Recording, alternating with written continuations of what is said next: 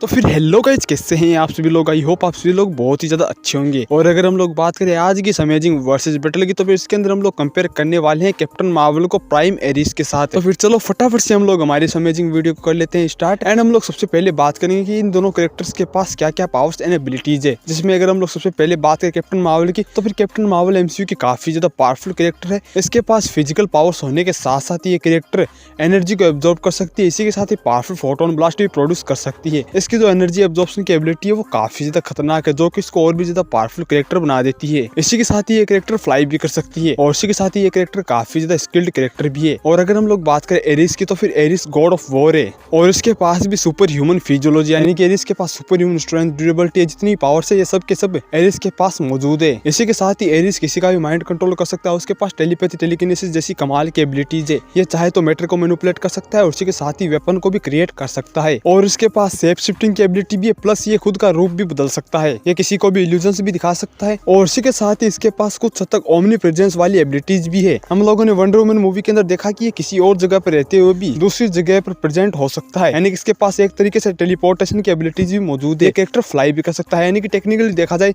तो फिर एरिस काफी ज्यादा पावरफुल है as compare to Captain Marvel है। और एबिलिटीज के मामले में भी वो कैप्टन मार्वल से तो काफी ज्यादा आगे है। प्लस इसका जो नॉलेज, इसकी जो स्किल्स है वो काफी ज्यादा बेटर है as compare to Captain Marvel है। बट अगर हम लोग बात करें कि इस फाइट के अंदर जीतेगा कौन, तो फिर इसके अंदर हम लोगों को सबसे पहले ये देखना पड़ेगा कि इन दोनों में फिजिकली ज्यादा पावरफुल कौन है। जिसके अंदर अगर हम लोग बात करें एरिस की, तो फिर एरिस ने जूस के पावरफुल अटैक्स खाए हैं, प्लस उसको अच्छी खासी टक्कर भी दी है। इवन उसने जूस को इस लेवल पर टक्कर दी थी कि जूस मरने की हालत में पहुंच गया था। और जो अपना वीक जूस है वो भी इतना ज्यादा पावरफुल है कि उसने अपने डाइंग ब्रीज से एक एंटायर आइलैंड को क्रिएट कर दिया। तो फिर तुम लोग सोच के देखो कि वो अपने प्राइम फॉर्म में कितना ज्यादा पावरफुल होगा। और हम लोगों ने देखा कि उसने अपने प्राइम फॉर्म में एक ही लाइटनिंग स्ट्राइक में तीनों मदर बॉक्सेस को सेपरेट कर दिया। और सेम लाइटनिंग स्ट्राइक यूक्सस के वेपन को भी नहीं तोड़ पाई। बट वहीं एरिस ने एक ही अटैक में उस वेपन को तो तोड़ा ही तोड़ा, इसी के साथ यूक्सस को भी इंजर्ड कर दिया। एंड हम लोगों ने देखा कि यूक्सस ने भी एक ही अटैक में नहीं भी तो स्मॉल टाउन लेवल का एरिया डिस्ट्रॉय करके रख दिया था। तो फिर हम लोग कह सकते हैं कि एरिस का ये वाला अटैक सच में काफी ज्यादा पावरफुल था। एंड जूस अपनी वीकेस्ट फॉर्म में ही कितना ज्यादा पावरफुल है तुम लोग अंदाजा लगा सकते हो। तो फिर अपने प्राइम फॉर्म में उसका पोटेंशियल क्या होगा तुम लोग एक बार अंदाजा लगा देखो। तो फिर इस बेस पे देखा जाए तो फिर एरिस की जो स्ट्राइक्स है वो काफी ज्यादा पावरफुल है।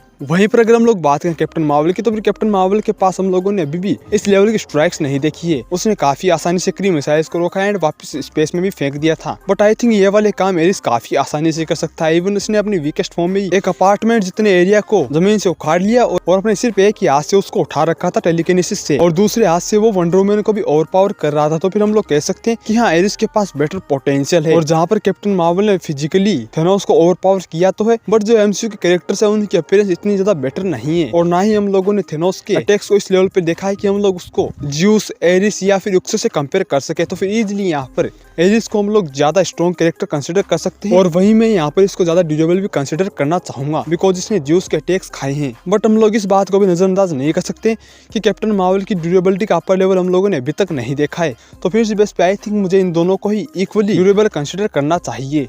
बिकॉज बेशक कैप्टन मार्वल के पास फीट्स ना हो, बट इसका मतलब ये तो कतई नहीं है कि वो ड्यूरेबल नहीं है। और वहीं अगर हम लोग बात करें स्पीड और एजिलिटी की, तो फिर ट्रेवलिंग स्पीड के मामले में यहाँ पर कैप्टन मार्वल बेटर है। बट हम लोग ये भी नहीं बोल सकते हैं कि एरिस ने स्पीड के मामले में अपना ट्रू पोटेंशियल अभी तक शो नहीं किया है। और सिर्फ अगर हम लोग ट्रेवलिंग की बात करें तो फिर यहाँ पर एरिस के पास टेलीपोर्टेशन जैसी एबिलिटीज हैं। और इसी के साथ ही उसने वंडर वुमन के साथ इजीली फाइट किया और उसके अटैक्स को भी डॉज किया। तो फिर हम लोग कह सकते हैं कि उसके रिफ्लेक्सेस कैप्टन मार्वल से कंपेरेबल हो सकते हैं। एंड अगर ओवरऑल देखा जाए तो फिर जहां तक मुझे लगता है इस फाइट के अंदर मैक्सिमम चांसेस एरिस के बनते हैं, बिकॉज एरिस फिजिकली ज्यादा स्ट्रॉन्ग होने के साथ साथ यहाँ पर काफी ज्यादा पावरफुल भी है। वो कैप्टन मार्वल के अगेंस्ट पावरफुल वेपन्स भी क्रिएट कर सकता है जो कि गॉडली होते हैं। एंड यहाँ पर अगर एरिस अपना फुल पोटेंशियल यूज करता है तो फिर आई थिंक कैप्टन मार्वल उसको टच भी नहीं कर सकते, बिकॉज उसके पास टेलीकिनेसिस जैसी एबिलिटीज भी है, जिसके चलते वो कैप्टन मार्वल को हवा में ही दूर फेंक देगा। और फिर भी अगर उसको थोड़ी बहुत दिक्कत होती है तो फिर यहाँ पर एरिस अदर गॉड्स की पावर्स को भी समन कर सकता है। जैसा कि हम लोगों ने देखा उसने काफी आसानी से वंडर वुमन के लाशों को ओवर पावर किया एंड इसी के साथ ही जूस की लाइटनिंग को भी समन कर लिया था। तो इस बेस पे देखा जाए तो फिर अगर इस फाइट के अंदर एरिस को दिक्कत होती है तो फिर वो अदर गॉड्स की पावर्स को कैप्टन मार्वल के अगेंस्ट यूज कर सकता है। इस बेस पे जहां तक मुझे लगता है वो इजीली यहाँ पर कैप्टन मार्वल को डिफीट कर देगा। अब तुम लोगों को क्या लगता है, तुम लोग कमेंट्स के अंदर बताओ। अब आई नो ये वाली वीडियो उतनी ज्यादा डिटेल तो नहीं थी, बट जहां तक हो सका मैंने तुम लोगों को सब कुछ एक्सप्लेन करने की कोशिश की है। अब तुम लोगों को क्या लगता है, तुम लोग कमेंट्स के अंदर बताओ। अगर तुम लोगों को वीडियो पसंद आई तो फिर वीडियो को लाइक एंड चैनल को सब्सक्राइब करना तुम लोगों का काम है। और अभी के लिए आज की अमेजिंग वीडियो में बस इतना ही। मैं मिलूंगा तुम लोगों को एक और अमेजिंग वीडियो के साथ। अभी के लिए टाटा बाय बाय।